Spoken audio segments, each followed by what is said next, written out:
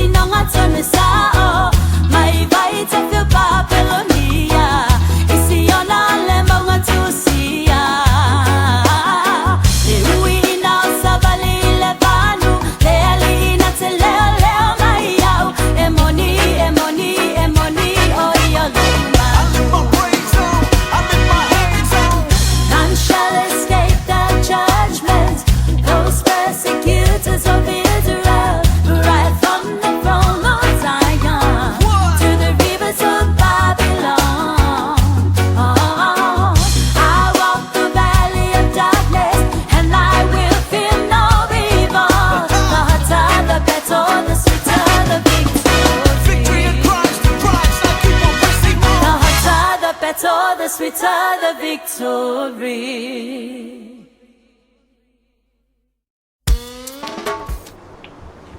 Ja, na, voor mijn tijd op maat om veel na peon even voor mij de beste maya te met taal Kelly Kelly de beste maat om veel na ja op beste wie in orde toe maat om veel na PC de peon voor mij nou voor taal toilet TAUAFIAFI man LOABAY ne yaso laso ne laso se fulu o le masina iva o te sanga lua se fulu maliva ile aso lua nei matu nei Samoa matu mo fele tau nei Samoa suru manela a matu mo level tau se o mena fiafi e pa fe net fisi le fia tu langa tau nei Samoa o te mele ya aleo tu le meta te minuto lusu to minuto o tale lu tu le lima ele fo ja matali fo de tatu TAUAFIAFI man LOABAY ele me fa tese tau meta yo fresh mo tau fresh. Ja, fia lenga ngai fatalo fatu mistanga ngol nei tu la le afiafi. Ja, ai mise lava nei tatu pa anga o mai. Ja, manelo lo le atu. Ja, le mama wo mai fu ifasa lunga nei tatu LOABAY. Ja, I lana pokalami masani TAUAFIAFI. Ja, manelo LOABAY ia so taitasi. Wa mai no TAUAFIAFI. Ja. Talusia o nai manu ia me o manelo fo le atua. Ja, if ape na fu isi matu pa sisi nei fale la niu. Ile no o tamam tene o li. Ta ole ia le o li ia na misalo na lo elected ni mana panga venga ne tin ia misalo ine sila sa mo te no atwa na o te tu a onga ia pena fo ia minister fo nga venga ia ai misalo ia o to na in sila pena fo ia Australia na ile tai lava sila la te lo to a to lu su minuti tali tu la fa yo pena foi ma Australia ia masalo ina Amerika ia na ua faso sola tu possibile le na trata tu la valu ia por iba foi dia ya temene ia masalo ma talo tatu por kalame ia pe na masani tatu TAUAFIAFI man LOABAY mari ia vai hatu ia o tele lo po mafuta ma sisi temene ia ele ai disi mafuta ma temene no tatu YouTube. Ja, ole lopto tele la tolo mafuta mai. Ja, tolo vai tu sesi velo come mai.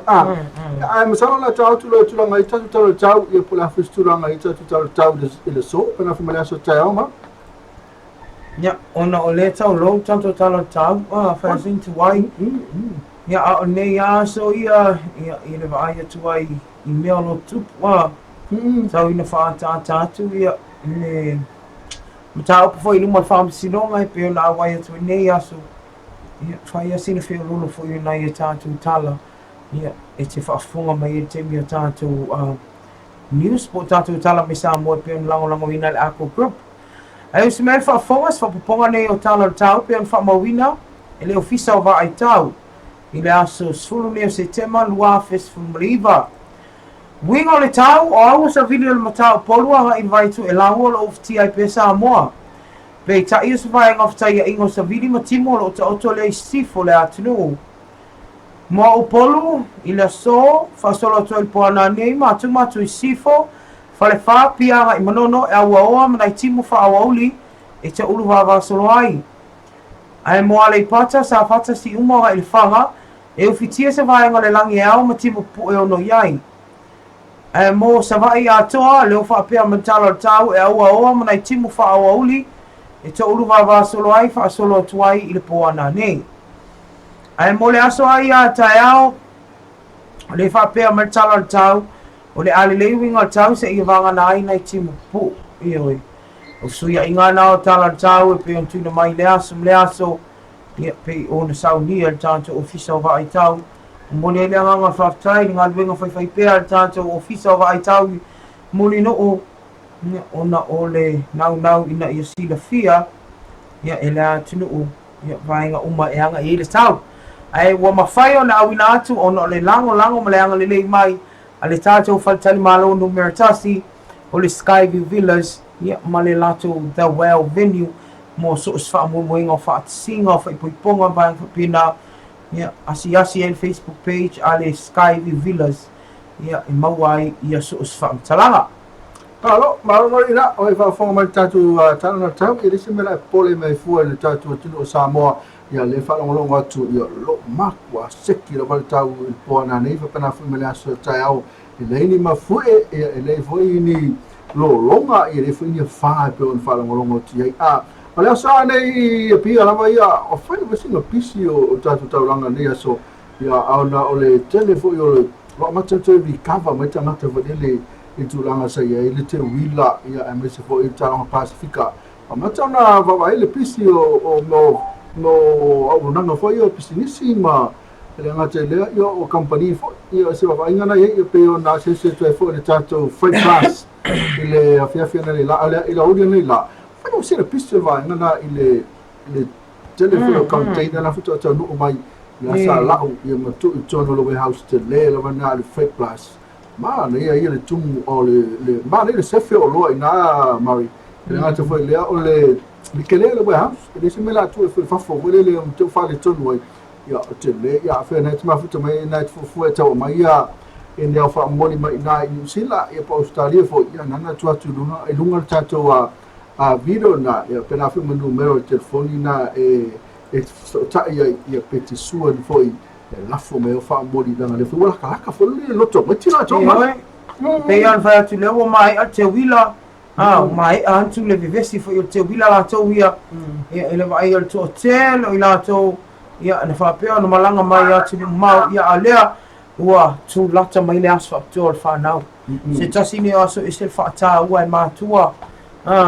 ia wala ni ngalo ia ona fa nga ina tu an to freight plus i nai vai lo fleta pe fa yo nai le tau no wan pai laki ngai sau fu la fola ka sanga le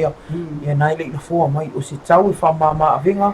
ia nai au kilani fa sanga i tonu mar kala pole alta nai fa sanga i tonu a fa ngo fia yo sa ili mo la to uma o a inga mo molo ang lala ia au kilani ni sila le o nanga na fa pe an freight plus i vai loa ia e mai se ai i o le tele male ano no i o nei tātou pisinesi ia pe o le ako group ia o le lango malosi leo tātou tala mai Samoa ia whatalo fa le whianga ia masoe ia wawasa e mise pulinga ma leo whinga luenga whaftai tele ia mo i tātou o le whafonga mai ma nei ai o tautua swainga le alai mai la au sa strenga mai la au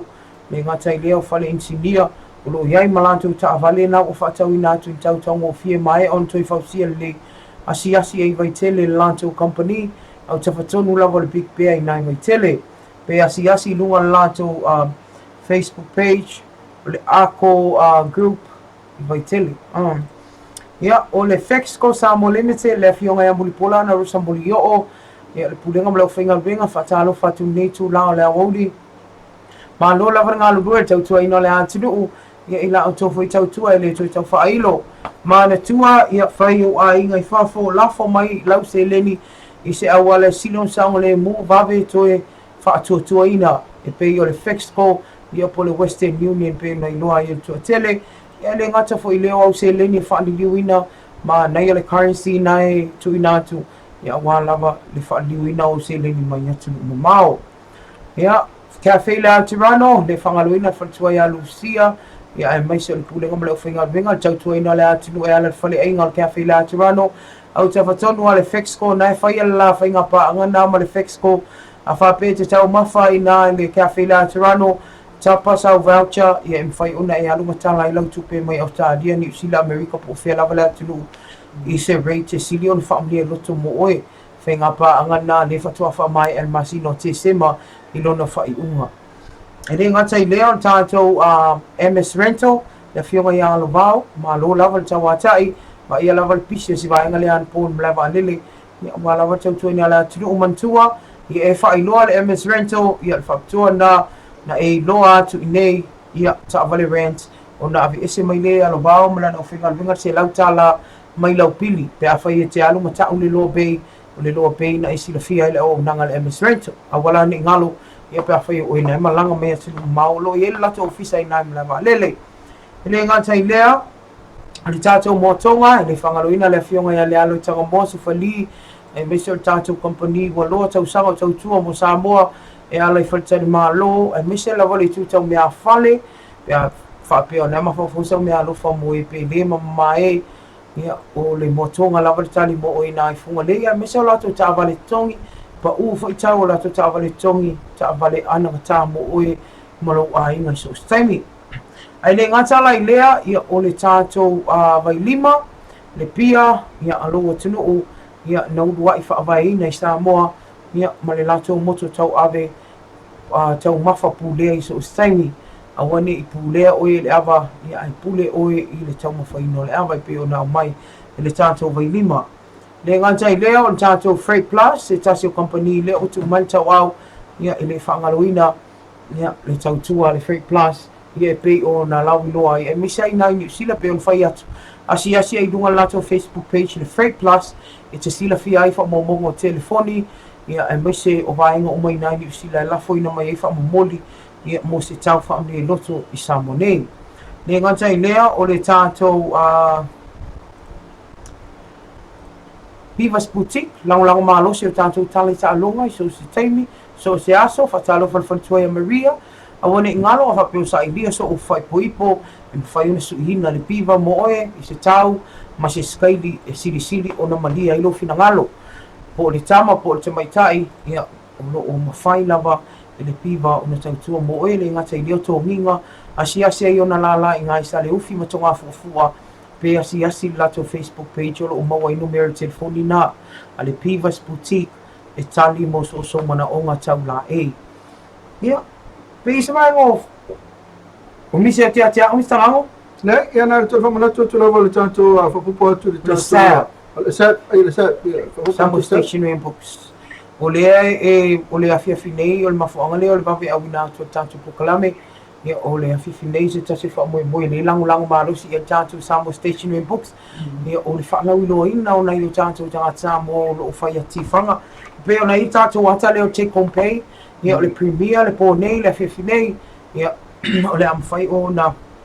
Hawaii atu ai foi ia mamata matai foi ia pe o le lango marosi e Digicel ia e maise o tātou company marosi le SAP. Asi ane se o sona lalai o loa, ana ngata so se vaenga, tō whaatotonga ina o lo maotam lo lawa, se I o lava ia I le teu wina o lo tino, o iai uma, ai le ngata I leo mea o ngal whanau. Vaenga na pito sino whaatau, wale whaile pa u, o tusi whai tau, tusi o numera, tusi o whaasai nisi, pe o nei elwa asu nei tau anunga la stofi le ave le whaamua le malo, tau vanga o ngā uma le atunuu, ia le science, literacy, ia ma le maths. Ia nao o asi ai mātua tu lei le whaitau tu se whanau e ala le whaitau wina mai I se tau pa u le lei na o le SAP lava e te maua ina ia le fsosoa nine mo nai whanau. Ia e one ngalo ia o lo o whai alava pa u e mauti loa lava o lea fo I watu lata le loto te mai tito I tisi nei fo I whaosa se ata le SAP ia wā lava nei whanau tō waso whapitoa. Ia o nisi nao company pisi nisi mole ele angangal whaftai ia o no lo tō wanga le lei ma le tu mai pe o tu tau au tātou tenga lui whaatasi tātou pukalam. Alo, ya ato amu yo Mario lela watu e te matamata le atana le afa le ato le pay home take home pay ya na la fa le fa alia na FaceTime le por te mo bole e nei Samoa fa mai ole o Samoa le por Pacific Islands mo le o le la fa lo ai le tatu wata le le la laki te mai e fresh Mario la watu mata fu ai ia ma vei o ia ma VIP ya I don't want mata tatu atana e masa foi le tau masa la atele tatu news tau e sa fa matala mai pole le ata ia tatu to foi no mo lo ai dai masa la fa le ata ma le ata mi ke aka mai na ai ole o se o ngala mai ia ai le ngata ile ole e fa hali ile to inga tanga tanga Samoa e fa fia they're very entertaining ia ole hanga nai pe ono na ia le ngata officer to risi ia ma company uma lava ia mawale speedy le ole fia te mi uma ata tu sa pe te fa lo tu ole ai se tupe to e fu senia to le ia se mea ata e te le lo to ulu mai langi o tupe la e fai un tupu va venga pena aka ke ko mai aka e mo to tolu au mo ko le me vai sai e tolu e free p a mina wa tatu e vai temi le tolu au ole li la e ma la misala le mas tava uma mena tolu ala 4L ala sia live love laugh and line amina la e fai ga like pe love fai ga like pe love fake sao de mana ia na mea e mana ia le la fre mo ia pena foi le já foi mo le si lai fa ia ole lai ia sao le ia tatu komisina leo you know they are all liars macam no anga komisina leo ana le la mai ko ala me le tu ranga le fa mai o le po ame o moria ia mai you know from me there you know they are all liars. Who are the liars le for me? Oh, they complain they are all liars ya jai la ki fai mai le au na la fa ma le to e tano to le au na fa mai ma lo se querer le au como si a fe so aka o sa uni la ti atanani to ata o le a ka fa longo ko ape fa le seki fa ngane ke lor ka ulang le ka ya o be de mo sa mai fa ya o ke lor ko wa e wa ngali mo fa ngo fa wa winga le ya ai se ka si ai mo la tau e fa fonga mai o le atam to ma nei ya ele tau fa mtala ina le fa ta tu pe o ne sa no ia ile su ia sa pila son na o le ata e te fia ia e mo ko e worth ala tu pesfuli matala na to ni fa fali si fa ai alpan ke mai mo pale ki fali sa o lo maka o mai mo vustu pe ia pe ale ngaftia ia me ai fa si fa a o le mana ia o le ata matamat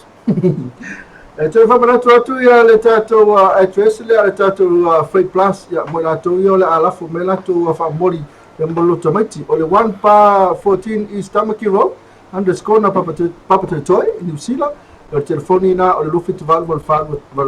lufitu valu o falu o tasi lufitu valu o tasi pa foi na te fo te la fo mai lo mo ki pusa voi ali mar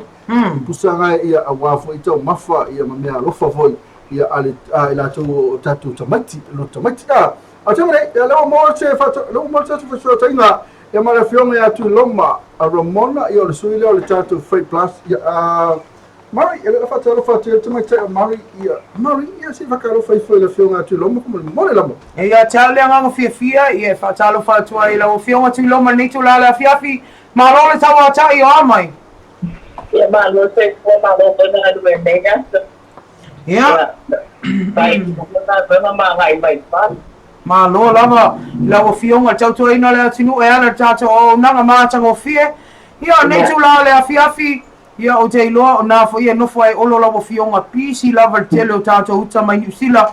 ia se tu atu lava noa le te sau noa ai lava ia i le au naga le freight plus e le toe taufaailoa le toʻatele ia ai mai se ia o numero telefoni matunuu o le ua tuʻi fesili mai matou e le mamalo le atunuu o loo alala ma papaau ia atunuu mamao faamolemole tuiloma o ia faafetaina mo le avanoa faafetai foʻi le moni avanoa faaau atu atai atu ai tai faama ia foʻi o loo tia maua le auauna ia i addresses ma leo ki faamamoli mai atu loo mamao a me se niusita ua peo se leo tataʻuaiga lo i niusili faafetalia ia e peo tai tauloa muamua ia o te ao i Pacific International i papatoe te lona ua luma le ina for the page address Pacific International ia o fui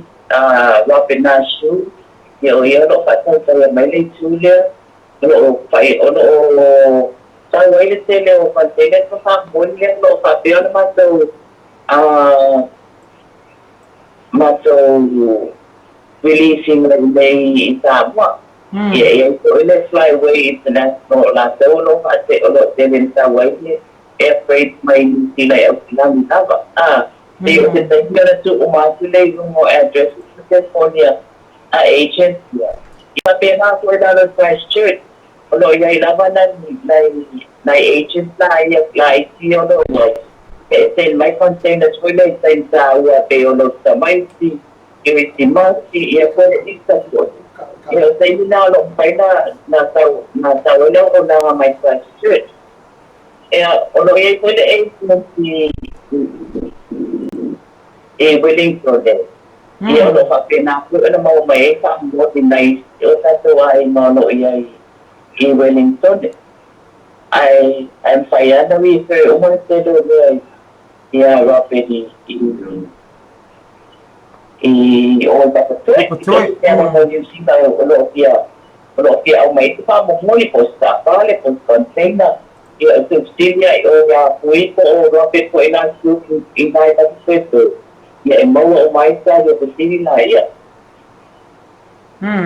ma lo lava la o fiona te lo mo lisi va nga left to stilia lisi ia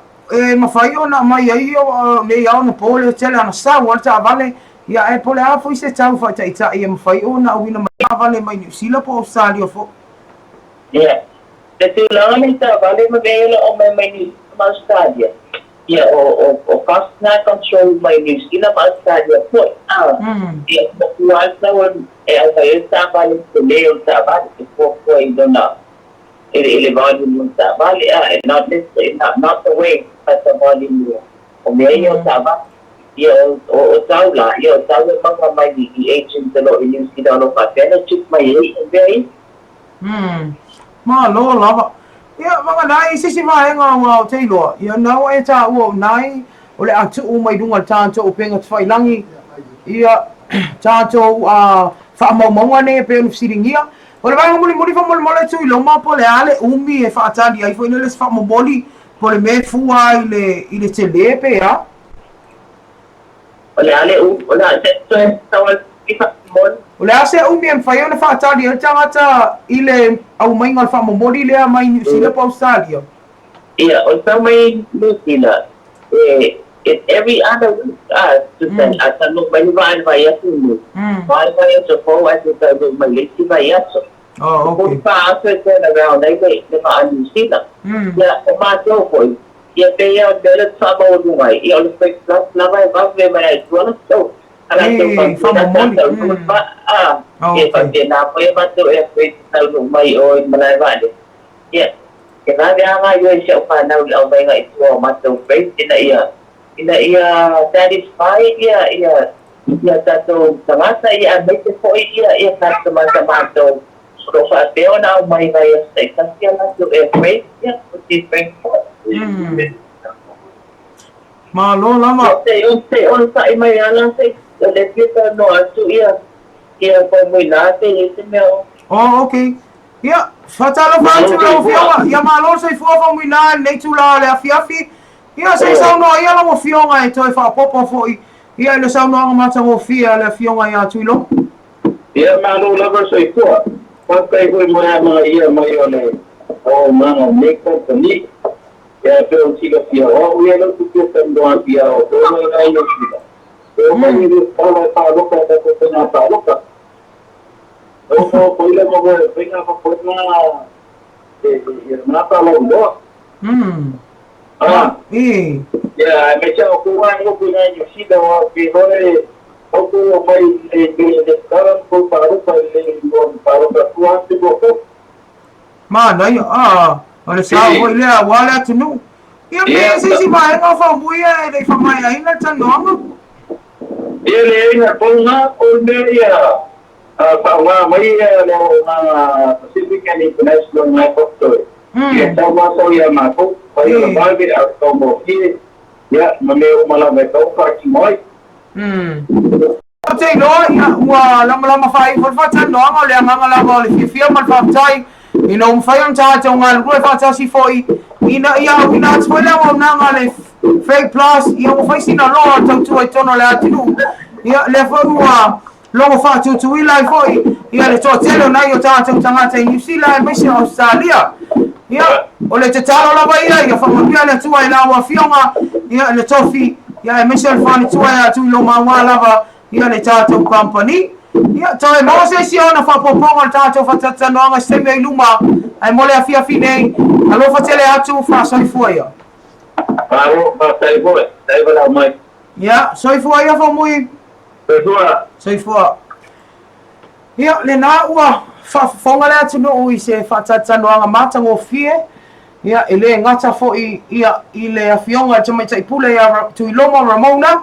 ia ai ole afionga fo ile li fai pule ia fo ole ali pule fo ile tato freight plus ia wa loa tau sanga tau tua mole atinu e alai au nanga le o uta fa moli pe on sau no ai vai nga uma na fsiringi ai wale te le lava na ia tato ba anga ole tu fsiri mai ia mistanga yo tu langa le telefon na sila fia tato na ga futa mesa ni sila ia pera foi ma Australia ia se wa fe ngo fie ona mo sen me tato o loa ma me uta fa moli me se lava ia le wala tala tu lo tomati pena foi ma le Christmas me se la to ma to ma tato tu e tele la ina ma fatia to tele la to i vai o mai la to nei fo mai mo tingi pusa me uma mo le fa moi ia ai uma fa moi ni to no mai ya ale pe no fa lo me lofte no ma le fia ma tu loma e va vea every other week lo winga it's normal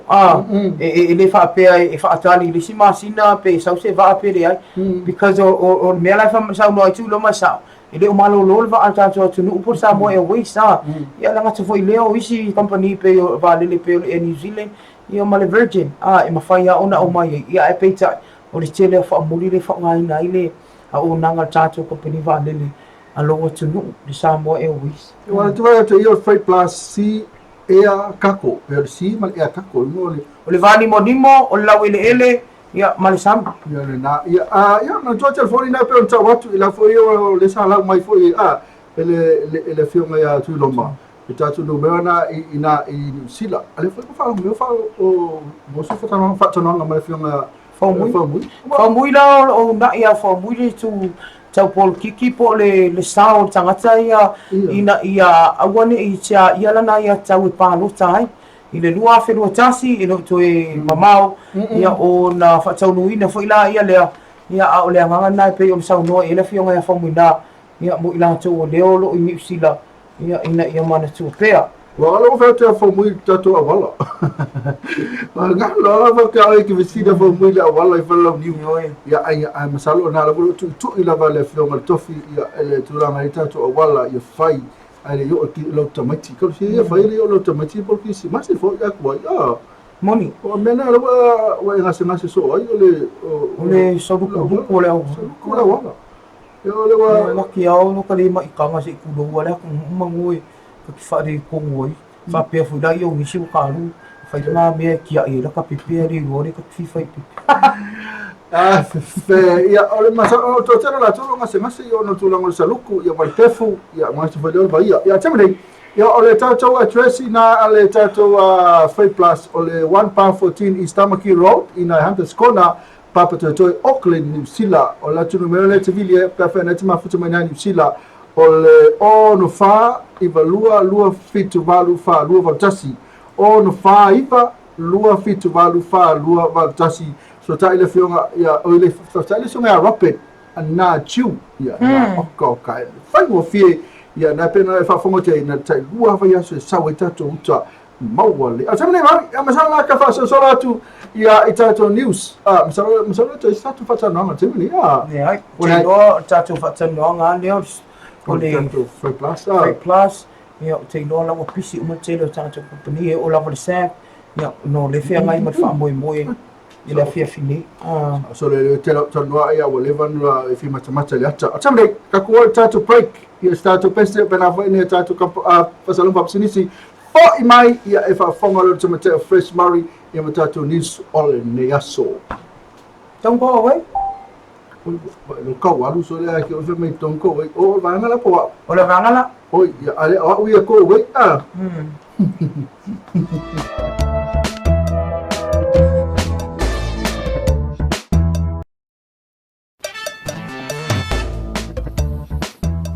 it go? What's up? Aloha. Aloha. What's that? Lima. Crikey, can I have a taste, mate? You know, a moly moly.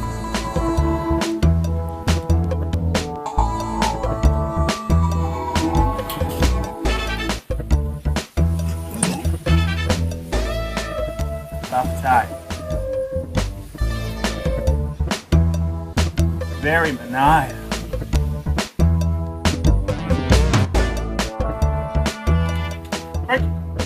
Kamarang, kakauwa mo. Uwa, uma.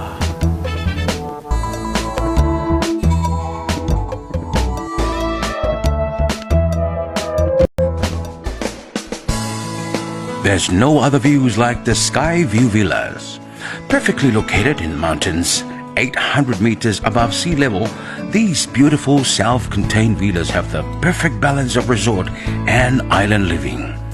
We are surrounded by beautiful lush gardens and panoramic views of Apia and the Pacific Ocean, and still a short drive to the city. Meet our friendly and professional staff who are waiting to make your stay better than your last. So what are you waiting for? Island getaway can't get any better when you're staying with Skyview Villa.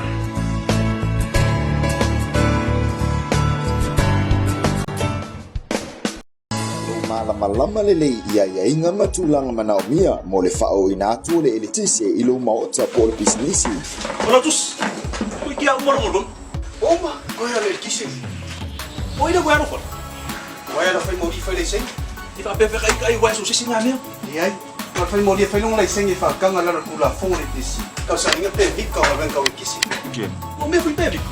No payment, no power, brother. Mo nisi fa matalanga vala au mai le ono lima o le ono lima fafitu. E taua lo malama lele. Mai le saki o se au nanga fa pitoa sili ona le leimolo sa. Le quick service mo ta vale laiti light vehicles. E mawhai ona sui na le wha mama so au atoa o le afi. Ua iai foi le mato o nanga wha pitoa o le panel beating ma le respray painting mo so o se vaenga e toe fia wha le leo le tino lau ta vale. A fia mai nei loa pe vala au mai le numera ona o tasi iwa wha ono po le fitu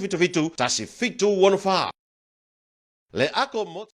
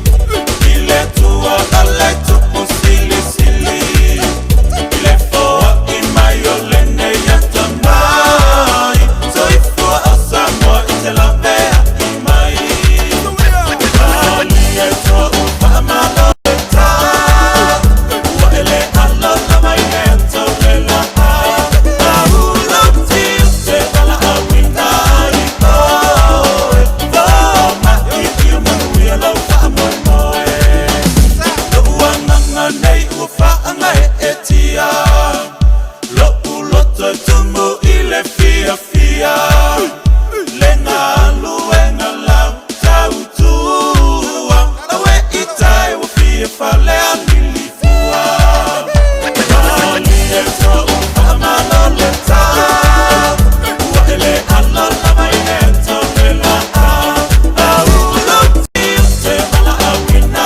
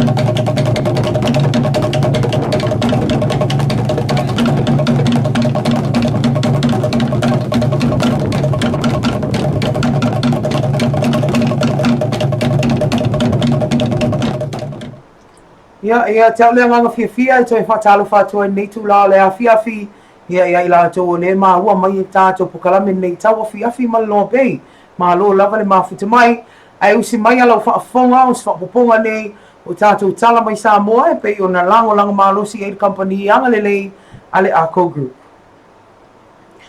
e tō mua ate tātou tala e leo iai lava se whaititi o ma tā upu tau sa wanga mātanga e whaia i nei te nei ti la iti. A o lea lo vai a pēa o toi titi le asa se vai aso, ma a vatu ma ta upu whapē nei lumo le whaamasinonga. O lea wauli nei le ana la wina i fo ilai unga se ali e fast fulu tau sanga le matua. Ua to o toru le whana, uma e whaile to alua. Ma na mo lia ilo na whaio ni fiso ta inga tau wheu sua inga. I se tēnei titi e na o se fulu tau sanga le matua. I tolo raunga le tua leo le ni ma ta upu le ana sa noa i le a fionga i le li whaamasino. Ia lei a tawa le sa Darryl Clark e whai loa leo ngongo ne soli ngā tūla whono ona e wha atolu ona whai e tamane nei ne winga lea lofa isi nei alo toto o loo whaaria i nei tō lau e wha atolu ona whai e le nei ali i nei winga mātanga isi nei alo toto le la tau lava pui a inga mai le aso mua i le aso tolu tasi o mati o le tausanga o mawai ma ama e aona i a whai ai nei winga mātanga ona ave lea ia i o ta i lima tāna e whaapele i nei tēnei titi. Ina ia awa, ne i ona ta uina i se isi nei whainga na ia whaatino ina. I le la wina le unga te male nei lunga whaamisino ngā, lea leo mo whai ona whailoa ina lona i ngoa ma lea fio anga na tupo e le whaalawelawe, ona le puipuinga manu le whaamisino ngā mo le tēnei titi na fia. Na whai ai se fua amata le whaamisino ngā mo le sfululua tausanga, e tuli to ese mo mori anga umane e fitu, o le whai anu fsota inga tau wheu sua inga, ma se tēnei titi e lano o sfululua tausanga le matua. Na soa se a mai le iwa ma sinai whaasalanga le nei ono i tū le lei o le nei tangata. Tasi tausanga to e sea ono lona sara momoni. Tasi tausanga to e sea mai ono le whaasalanga ua whaia e le awhio anga e pe ona whaate e sei nai lea li ua molia. Atoa ai malona a inga. Ai le ngatai lea. O le iwa ma sina ona to toe mai la ia leo le fitu tausanga ma le iwa masina e tuli o tamale nei toese. Ona o ana mionga mātanga na whaatino ina. Isi nei tēnei titi. I le mata au pe ona lauvi vilu ai lunga o penga te whailangi ata le ana po e ina i nisi. E pe ona wha o lima inta mai tai. O se vaenga po se kengi o whaingoa ina le Black Gang i le maketi sa avalalo. I le lua masina o tuanai.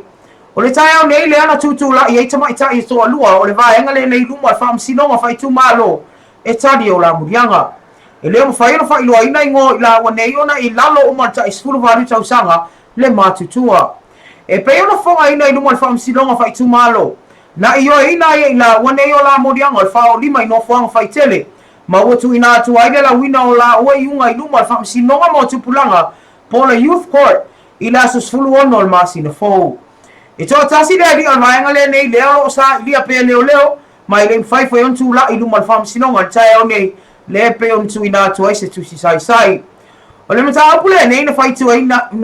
o ina i le toa tele o tangata ia le nei ata na pueina matu i lunga le Facebook ni va inga matanga i le fasi to adua i le automaita i le nei si nei te ni titi le marketi i sava lalo i le fale fatali pasi alo mai moa i to telo tangata o leo wa ave le fama mafa le mtanga vengo leo e ala le tula fono le nei o ai lava i maua o ia te pueina ni ata fa pe nei e fa luma i le atinu fa pe ai mai la to o lo afia inisi o soli ngā tula fono fa pe nei e molia uma i lalo tula fono tau fesa o tainga e pei ona toa tele o mai a foi ona modi ai. O le aso sfuru valo masina le nei le o tu ina atu ai le la wina o le unga mo se tasi o le ilonga le la kapita i toa fitu i asi o si as falau e pei ona modi am fa maunia na soli ngā tula fono le fa o manua. O le nei soli ngā tula fono fa lia i tola ulonga le fa amsinonga fa i tu malo le tai au nei na mafua mai lava o se inunga ava na whaia i lasa malolo tonu o le aso sao ta maa tau sanga nei. Ma vevesi a inoa asfalau, ma se tasi o te maa matua. Ma mōdia, na mōdia, ma ia sasa ina ilo na ulu i se lau papa. Na io ina asfalau na mōdianga e pea na whaui atu i lana lo ia le afionga ia afmasanga, Michael so ona lole. E leo whaia whiwhiria asfalau nisi o ta alonga mo le au taitoa fito lo luma nei nei sa ilonga, e ma ea tau alumanga lana mtau pui lumo al whaamsinonga e pei o na whaatau taia nei. O le tātau tāla muli e se fulu lua maasina leo tui na atu al tuese ia le tamai fast food tolu tau sanga mai sama mea i whangaloa ia le tu po seti o no modi anga susunu ina o lona whale ma se tāvali wha au penga ina se au penga mtau tia wha pea i male lafo ina ni upitau wha matau wha pea i male umia o se la au malosi ele i laisene ina. O le nei matau po faisi umi o tolo po no le tau fitu na inga le afionga le whaamsino ia le a taua le star Derek Clark o vaenga le tula fono e tau na whaamnia ina i ala le soni ngā tula fono lea o le susunu lama le tangata i o ana mea tō tino se i tulou e pei o le matau po le nei ua mōdi ai le itu po e tolu tau sanga le to ese whaasalanga a matan taro sanga ina le itu a leo leo e tu ina atu ai le itu po i le to ese pei tai ne whaalia le afionga ia le a tau le star ua faisi maua lunga le nei whaasalanga o no lea ua atangia le whaatu e senga le itu polo na sala mō moni ma lona lava fale malanta avale na ia susunu ina ui e onga lana soli ngā tula fono ona e aia ina umai lona ainga e pei o lonto o lua malana whanau ai mai se o saonga le mu o nei mea tō tino o nei soli ngā tula fono na tula i mai le masino junior tausanga nei lea na isa i le tu po ina watu atu le pinko alona whale tua i se tasi o po e le avatua sana sikareti po sana tapaa ma ia whaonga ina ini upo tau whamata o malafo i lonto lua ma ia umia ina i se la o malosi o le mafuanga leo lona sunina o lona whale ma afia atua i malta vale ina waita tele i lonto lua ai mai se wafai lava si ona whasua va o tutu unga le whasalanga le tu poes fulua masina i tuli toese ma ea ona awai le ia o onga le ofisa whaano whaavaia e whafo e ina ile mawhauwhau e ala le avmalosi mafuala au whaasaina tātou pāanga e meisa le whaafunga anga lo tātou atunu ua atoa ia o se tau mawhainga na ala sina o tonga tātou tala i mea lo tupu nei aso ia pei an whai ato o le tele lava o le whaamasinonga o le asa se whai aso ia matulai mai a mionga mātanga a mionga nei o lo la matia i peana i tātou whanau teine la iti o lo tau a puti puti o la tau wola ina ia avea mani sa i le lei o le lumanai o le alu sina tātou malolonga popo i sina pese taliu mai o le whai unga tātou pokalame TAUAFIAFI ma LOABAY.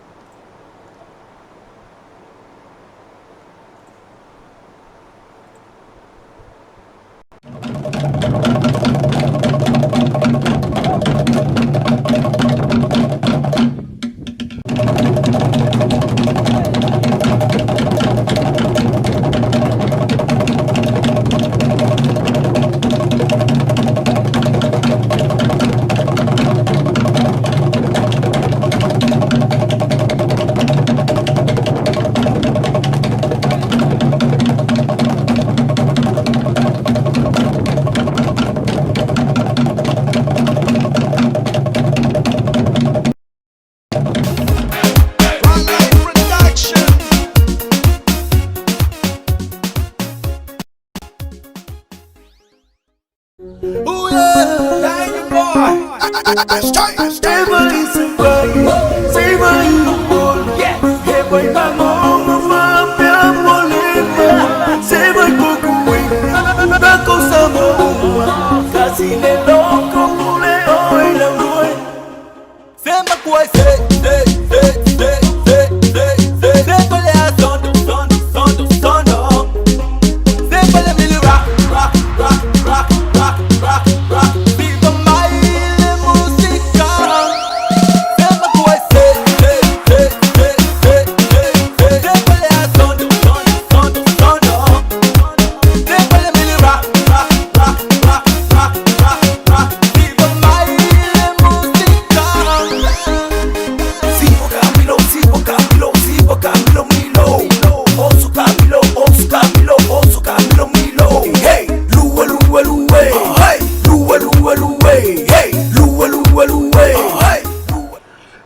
tato nisi no tato musika e na fa vai to ia le tato news ma to fia na le sa fu na to tamata io Marietta ila ni o temre ia fa tala fa tato no ma lo lava ia ma fa mai ma fa mai to na ma fa mai ma so la kwanga le fa e mo to lava ila to ia ma fa mai ma na tu mua ma lo ngalu menino le le atu Sydney le tau tu ta lava ma na ia na fu e vile ma ulu ma lo lava ia to lua a le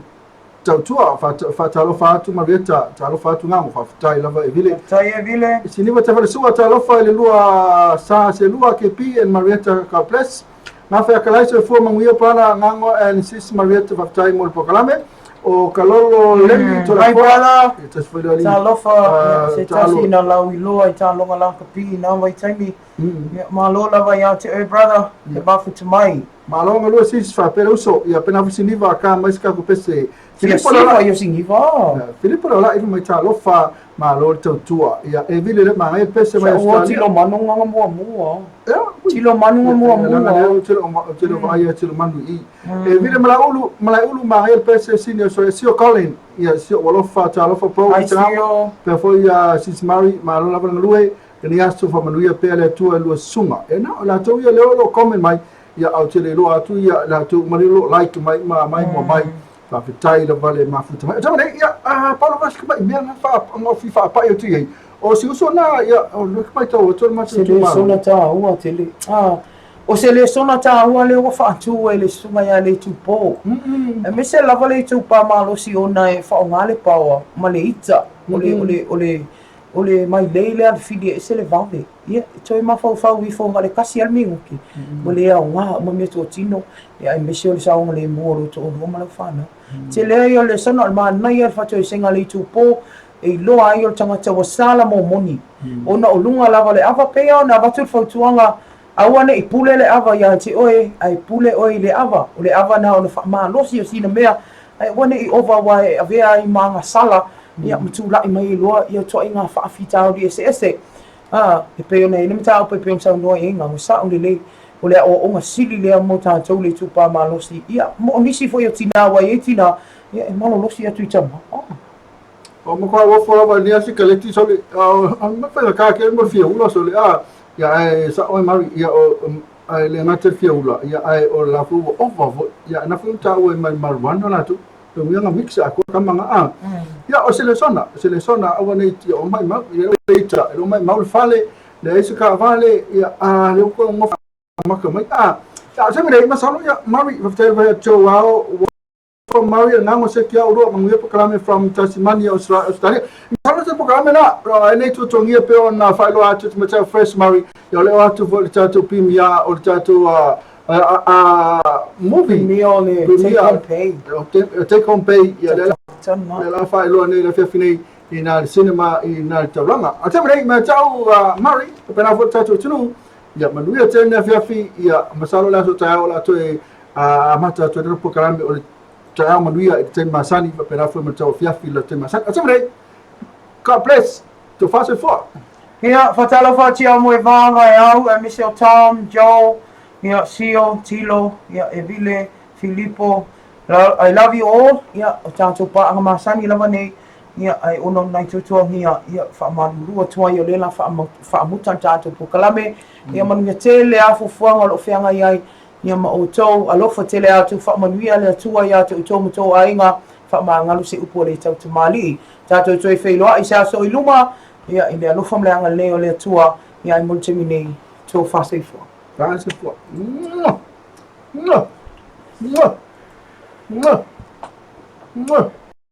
When I wake up